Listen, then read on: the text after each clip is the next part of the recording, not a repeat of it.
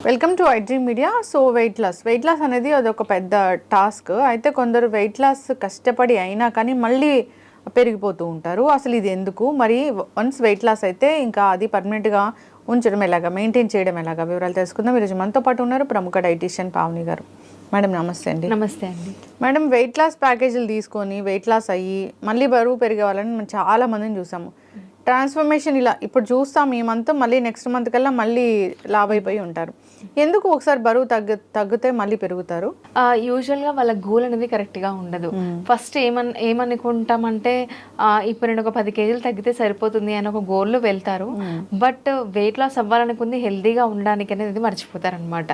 Weight loss అవ్వాలనుకుంది చాలా మంది అయితే నా దగ్గరికి వచ్చే క్లయింట్స్ కూడా ఒకటే చెప్తారు, నాకు పాత డ్రెస్సులు పట్టాలి, నేను ఫిజిక్ బాగుండాలి అని చెప్తూ ఉంటారు. బట్ వాళ్ళు ఒకటే మర్చిపోతారు, ఏంటంటే హెల్త్ కూడా ఇంపార్టెంటే కదండి. సో ఇంకా చాలా మంది క్వశ్చన్స్ మీరు అన్నట్టుగా నేను ఒక ప్రోగ్రాంలో జాయిన్ అయ్యాను, ఇన్ని కేజెస్ తగ్గాను, మళ్ళీ పెరిగాను అని చెప్పేసి చెప్తూ ఉంటారు. ప్రాపర్ గైడెన్స్ అనేది లేకనే ఇలా అవుతుందండి. ఎందుకంటే వెయిట్ లాస్ అవ్వడం, మళ్ళీ పెరగడం, మళ్ళీ తగ్గడం, పెరగడం అనేది మనం మజిల్ లాస్, వాటర్ లాస్ అయితేనే అలా అవుతుంది. ఒకవేళ ఒక person muscle gain, fat loss మీద కాన్సన్ట్రేట్ చేసి ప్రాపర్గా తన లైఫ్ స్టైల్లోనే చేంజెస్ చేస్తూ వెయిట్ లాస్ అయ్యారనుకోండి, మళ్ళీ వెయిట్ గెయిన్ అనేది అవ్వరు. ఇంకోటి ఏంటంటే చాలామంది వెయిట్ లాస్ అవుతారు అంటే ఎక్స్ట్రీమ్ డైట్, ఇంకా ఫాస్టింగ్ ఉండడము, 6 o'clock స్టాప్ చేయడము, లేకపోతే లిక్విడ్స్ మీదనే ఉండడము అని చెప్పేసి వాళ్ళు ఒకటి మర్చిపోతారు. ఈ పౌడర్స్ కానీ ఇవన్నీ ఏంటంటే ఏదో ఒక రోజు స్టాప్ చేసి మళ్ళీ మనం రైస్ తినాల్సిందే, సౌత్ ఇండియన్స్ మళ్ళీ చపాతీస్ కూడా తినాల్సిందే. అసలు ఎప్పుడైనా డైట్ చేస్తే 1 month ఇంకా క్రేవింగ్స్ ఎక్కువ ఉంటాయి. ఎగ్జాక్ట్లీ, బింగ్ ఈటింగ్ కూడా అయిపోతుంది. అంటే ఒక 1 week స్ట్రిక్ట్గా డైట్ చేసేసి ఒక 2 కేజీలు తగ్గాను అని చెప్పేసి ఇంకా క్రేవింగ్స్ అంతా ఇలా వెళ్ళిపోతూ ఉంటుంది వాళ్ళ మైండ్, జంక్ ఫుడ్ అని చెప్పేసి, ఐస్ క్రీమ్స్ ఇలా అని. సో ఫస్ట్ ఆఫ్ ఆల్ మనకు ఐస్ క్రీమ్ క్రేవింగ్స్ ఎందుకు వస్తున్నాయి, మనం వెయిట్ లాస్ అయిన తర్వాత ఎందుకు వెయిట్ గెయిన్ అవుతున్నాం అనేది క్రాస్ చెక్ చేసుకోవాలి. ఎక్స్ట్రీమ్ డెఫిసిట్లో ఉంటే ఎవరైనా వెయిట్ లాస్ అవుతారండి. వెయిట్ లాస్లో వచ్చేది వాటర్ లాస్, మన బాడీలో నుంచి వాటర్ లాస్ అయిపోతుంది, అలాగే మజిల్ లాస్ కూడా అయిపోతుంది.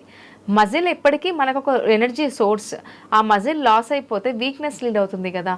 సో ఇవన్నీ ఏంటంటే కొన్ని రోజుల మట్టుకే పరిమితం. లాంగ్ ప్రాసెస్లో మనం తగ్గిన వెయిట్, ఒకవేళ ఎవరైనా వెయిట్ లాస్ అవ్వాలనుకున్న వాళ్ళు ఒక గోల్ అనేది పెట్టుకోవాలి, ఏంటంటే తగ్గిన వెయిట్ మళ్ళీ బ్యాక్ రాకూడదు. ఎక్స్ట్రీమ్ డైట్స్తో, లిక్విడ్ డైట్స్తో ఎవరైనా వెయిట్ లాస్ అవ్వగలుగుతారు. కానీ ఇలాంటి డైట్స్ కాకుండా మన లైఫ్ స్టైల్లోని రైస్, కర్రీస్ ఇలాంటివి ఇంక్లూడ్ చేస్తూ ప్రాపర్గా వర్కౌట్స్ చేస్తూ అయిన వెయిట్ లాస్ మళ్ళీ పెరగరండి. మా క్లయింట్స్కి కూడా నేను 1 year వరకు గ్యారంటీ ఇస్తాను. తగ్గిన వాళ్ళు 3 months ప్రోగ్రాంలో మీరు జాయిన్ అయిన తర్వాత 12 కేజీలు తగ్గుతారా, 15 కేజీలు తగ్గుతారా, ఫైన్. ఈ 15 kgs అంటిల్ అన్లెస్ మీరు అన్హెల్దీ లైఫ్ స్టైల్ ఫాలో అయితే తప్ప వెయిట్ గెయిన్ అవ్వరని మేము 1 year వరకు ప్రామిస్ కూడా చేస్తాము క్లయింట్స్కి. ఖచ్చితంగా అండి. అయితే చాలా మందికి వెయిట్ అంటే మొత్తం బాడీ అంతా లావుగా ఉండరు. ఒబెసిటీ అంటే ఒక్కొక్క దాంట్లో ఒక్కొక్క ఫ్యాట్ అనేది ఒక చోట. కొందరికి చేతులు చాలా లావుగా ఉంటాయి, కొందరికి థైస్ చాలా లావుగా ఉంటాయి. సో ఓన్లీ పొట్ట మాత్రమే, బాడీ అంతా సన్నగా ఉండి పొట్ట మాత్రమే లావుగా ఉండేవాళ్ళని కొంతమందిని చూస్తాం. వీళ్ళకి ఎలా ఫిక్స్ చేస్తారు? సో ఇక్కడ మెన్ అండ్ ఉమెన్ డిఫరెన్షియేట్ చేస్తే కనుక మెన్లో మనకి ఏంటంటే ఆండ్రాయిడ్ ఫ్యాట్ డిస్ట్రిబ్యూషన్ ఉంటుంది, ఆడవాళ్ళలో గైనాయిడ్ ఫ్యాట్ డిస్ట్రిబ్యూషన్ ఉంటుంది. అంటే మన బాడీలో ఈస్ట్రోజన్, క్యాల్సిటోనిన్ లెవెల్స్, హార్మోన్స్ అనేవి మనకు hormones every month cycles puberty stage నుంచి మనకు స్టార్ట్ అవుతుంది. దీనివల్ల ఏంటంటే ఈస్ట్రోజన్ లెవెల్స్ పెరగడం వల్ల మనకు హిప్ దగ్గర ఫ్యాట్ ఎక్కువ స్టోరేజ్ అవ్వడం కానీ, ఆర్మ్స్ దగ్గర ఎక్కువ స్టోరేజ్ అవ్వడం కానీ జరుగుతుంది అనమాట. ఓకే, అంటే దీనికి ఒబెసిటీ కారణం కొన్ని రకాల హార్మోన్స్ ఇవి ఇంబ్యాలెన్స్ అవ్వడం అలా చెప్తూ ఉంటారు కదా. హార్మోన్ ఇంబ్యాలెన్స్ కూడా మీరు అన్నట్లుగానే ఈస్ట్రోజన్ లెవెల్స్ అది పెరుగుతాయి, లావుగా అయిపోవడము, థైస్ బాగా పెరిగిపోవడం అని. సో మరి దాన్ని కరెక్ట్ చేసుకుంటే మనం సెట్ అయిపోతాం కదా. ఇక్కడ ఈ పాయింట్ కరెక్టే. కానీ ఈస్ట్రోజన్ వచ్చేసి మనకు puberty stage, every month cycles, menstrual సైకిల్ని బట్టి, మన స్ట్రెస్ లెవెల్స్ని బట్టి, ప్రీ మెన్స్ట్రల్ సిండ్రోమ్ని బట్టి ఈస్ట్రోజన్ లెవెల్స్ మన బాడీలో చేంజ్ అవుతూ ఉంటాయి. ఒక రకంగా చెప్పాలంటే ఆడవాళ్ళకి హిప్ దగ్గర ఫ్యాట్ ఉండడం అనేది ఒక ఎనర్జీ రిజర్వ్ లాగా పనిచేస్తుంది. అంటే లైక్ లాక్టేషన్ టైంలో కానీ, డెలివరీ టైంలో కానీ ఒక ఎనర్జీ రిజర్వ్ లాగా పనిచేస్తుంది. కానీ ఉండాల్సిన ఫ్యాట్ కంటే ఎక్కువ ఉంటే ఖచ్చితంగా మనం వెయిట్ లాస్ అనేది ఖచ్చితంగా ప్లాన్ ప్లాన్ చేసుకోవాలి. సో ఇక్కడ మన గైనాయిడ్ ఫ్యాట్ డిస్ట్రిబ్యూషన్ కాబట్టి మనకి హిప్ దగ్గర ఫ్యాట్ ఎక్కువ ఉంటుంది, ఆర్మ్స్ ఇలా మనకు ఫ్యాట్ ఒక ప్లేసెస్ లో ఉంటుంది. మనం క్రాస్ చెక్ చేసుకోవాల్సింది ఏంటంటే మన మెన్స్ట్రువల్ సైకిల్ రెగ్యులర్ గా ఉంటుందా లేదా, అలాగే ఎర్లీ ప్యూబర్టీ స్టేజ్ ఉందా, లేకపోతే మన ఫుడ్ హ్యాబిట్స్ ఎలా ఉన్నాయి, ఇదంతా క్రాస్ చెక్ చేసుకుని మన హార్మోన్స్ సెట్ చేసుకున్నాం అనుకోండి మనకు ది బెస్ట్ గానే రిజల్ట్స్ ఉంటాయి. మరి హార్మోన్స్ సెట్ చేసుకోవడం ఎలా అంటే 50% డైట్ అయితే 50% వర్కౌట్స్ అనే చెప్తాను. వాళ్ళకి చాలా హెల్ప్ అవుతుంది వర్కౌట్స్ వల్ల. అంటే పర్టికులర్ ప్లేసెస్ లో ఉన్నా కానీ అలా అయినా మనం పూర్తిగా తగ్గించొచ్చండి, ఖచ్చితంగా తగ్గించొచ్చు. మనకు 6 టైప్స్ ఆఫ్ ఒబేసిటీ ఉంటుంది. యాపిల్ షేప్డ్ ఉంటుంది, పియర్ షేప్డ్ ఉంటుంది, యాంగ్జైటీ ఒబేసిటీ, ఫిజికల్ యాక్టివిటీ లేని obesity, it number of types of obesity ఉంటాయి అన్నమాట. మనం దాని ప్రకారంగా క్రాస్ చెక్ చేసుకొని వాళ్ళ లైఫ్ స్టైల్ చేంజెస్ చేస్తూ ఖచ్చితంగా ఈ ప్రాబ్లం నుంచి ఓవర్కమ్ అవ్వచ్చు. Okay, yes madam. అయితే ఇక్కడ ఈ చేతుల దగ్గర మాత్రము ఈ ఫ్యాట్ వచ్చిందంటే నిజంగా వాళ్ళు ఎంత డైట్స్ చేసినా ఇక్కడ ఫ్యాట్ మాత్రం తగ్గట్లేదని చెప్తూ ఉంటారు. ఒకవేళ తగ్గినా అది చాలా లూజ్ గా ఉంటుంది బాడీ అని చెప్తూ ఉంటారు ఆ ప్లేస్ లో. అంటే లైక్ హ్యాండ్స్ తగ్గడం చాలా తక్కువ ఉంటది, కరెక్టే. కానీ మన స్కిన్ లూజ్ అయినా కూడా వర్కౌట్స్ తో పాటు హై ప్రోటీన్ ఇంక్లూడ్ చేయడం వల్ల మనకు మజిల్ మాస్ పెరుగుతుంది, దానివల్ల బాడీ టోన్ అవుతుంది అనమాట. అందుకే మీరు చూసిన సెలబ్రిటీస్ ని చూసినట్టయితే డెలివరీ అయిన తర్వాత కూడా వాళ్ళ బాడీ బాగా టోనింగ్ గా కనిపిస్తూ ఉంటది. వాళ్ళు ఖచ్చితంగా వర్కౌట్స్ చేస్తారు, అలాగే కార్బ్స్ తక్కువ తీసుకొని ప్రోటీన్ ఫైబర్ ఎక్కువ ఇంక్లూడ్ చేస్తారు అనమాట. ఎస్, ప్రోటీన్ అనగానే మళ్ళీ గుర్తొచ్చేది ఏంటంటే సో జిమ్లో జాయిన్ అయినా ఇలాగా డైట్స్లో ఉన్నా కానీ ప్రోటీన్ పౌడర్స్ అనేవి ఆర్టిఫిషియల్వి ఇస్తూ ఉంటారు. అవి మంచివేనా అసలు? ఒక వే ప్రోటీన్ ఒకటి మంచిదని చెప్తానండి, మిగతా ఏ వెయిట్ లాస్ పౌడర్స్ మనం యూస్ చేయకూడదు. ప్రోటీన్ కూడా మనం ఏమి సప్లిమెంట్కి ఏమి వెళ్ళాల్సిన అవసరం లేదండి.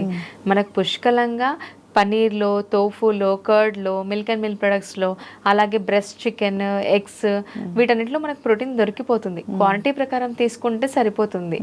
ఎవరైతే ప్యూర్ వెజిటేరియన్స్ ఉంటారో, అలాగే ప్యూర్ వెజిటేరియన్స్ థైరాయిడ్ ఉన్న వాళ్ళు టోఫు కూడా తీసుకోవద్దు, సోయా చంక్స్ కూడా తీసుకోకూడదు.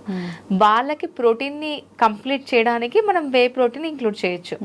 కానీ మన వాళ్ళు ఏంటంటే ప్రోటీన్ పౌడర్స్ అనగానే ఒక లైక్ ఒక డ్రగ్స్ లా చూస్తూ ఉంటారు. సో వే ప్రోటీన్ అనేది చాలా మంచిది, కానీ కంప్లీట్గా మనం ఏమి ప్రోటీన్స్ తీసుకోవడం వల్ల డేంజర్ అనేది ఏం లేదు.